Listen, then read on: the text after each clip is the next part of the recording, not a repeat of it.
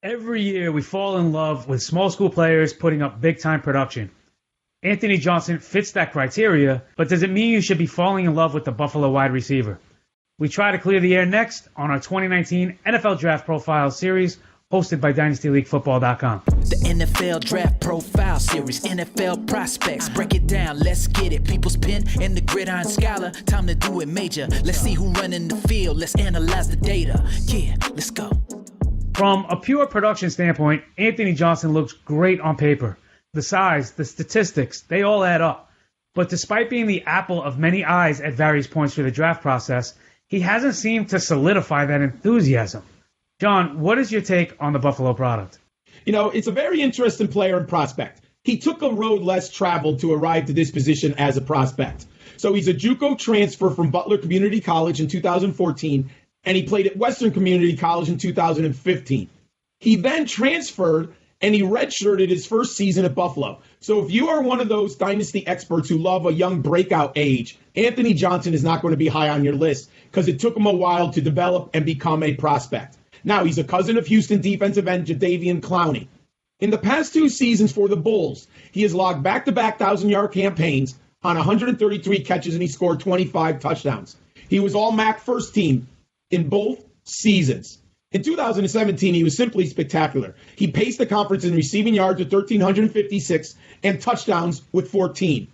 He finished sixth in yards and third in touchdowns in the entire FBS. So he had a prolific 2017 season. He was not as good in 2018, but he still played well. So when I'm looking at my career statistics, he hits in two of the three categories that I like, Andy. His team catch share was 24% in 2018, and his yards per reception are a very nice 17.8.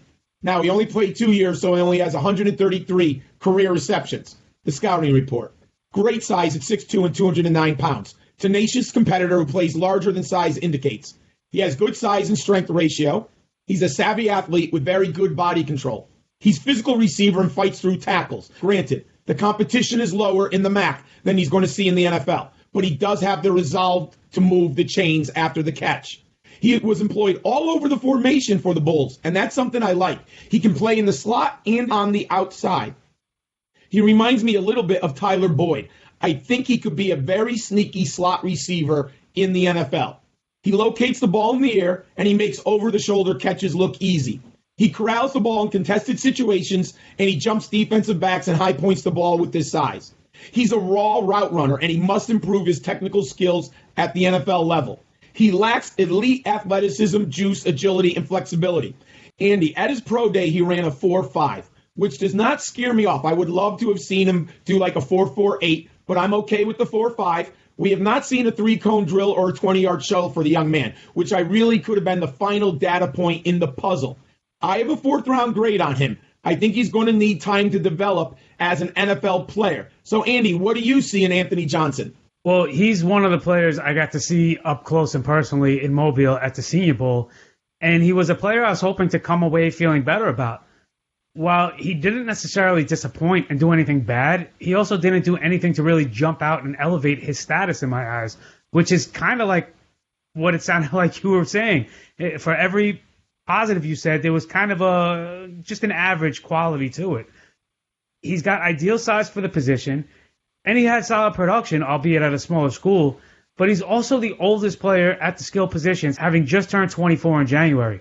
Now, I don't think the age is a horrible thing, but I don't know that he has a ton more to add to what we already see, which, again, isn't anything to jump out and create separation amongst his peers. I think he can be adequate at the next level and definitely has a place in the league, but the feel-good thoughts of him being a sleeper with big-time upside have waned for me, and he is not someone I will be prioritizing in my drafts. I think the name outweighs the game at this point for Anthony Johnson, and again, it has nothing to do with the athleticism or the production or the age or the size. It's just you put it all together and you're wanting more. And now that he's had some opportunities, such as the Senior Bowl, such as the Combine, to kind of distinguish himself and separate and say, hey, it wasn't just I thrived in a small school beating up on, lesser opponents due to my age and size and strength and all that. Now that he had those opportunities, he still hasn't really taken those next steps to really solidify that feeling of positiveness for me. Now, I could be wrong. It wouldn't be the first time, but this is just my personal take. Do you agree with John, or do you agree with me? Is Anthony Johnson still a player that you're high on entering the 2019 Dynasty Fantasy Drafts? If this was the real world, would you be happy to see your favorite team draft him in a real-life setting? Leave it in the comments below. Check out the other players we're covering. You can check out all of John's written work on footballdiehards.com, as well as some other great articles and podcasts right here on Dynasty League Football. And my newly launched expandtheboxscore.com will give you advanced stats and metrics for all of these players that we're covering in this series, as well as every player from Division I, every touch that they had. Go check that out today. Hopefully you'll enjoy that as much as you're enjoying these videos. Thanks for watching this one.